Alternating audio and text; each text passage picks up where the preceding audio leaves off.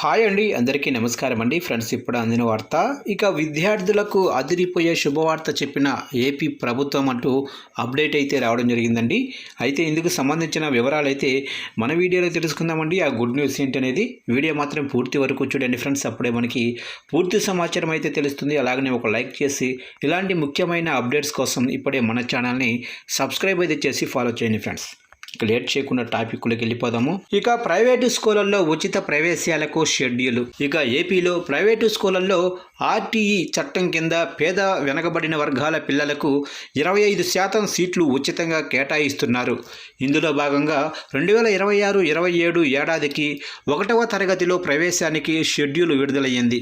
ఇక ఫిబ్రవరి 6 నుంచి 16 వరకు పోర్టల్లోనే స్కూళ్ళ డేటాను అప్డేట్ చేస్తారు. ఫిబ్రవరి 20 నుంచి మార్చి 10 వరకు విద్యార్థుల నమోదు ఉంటుంది.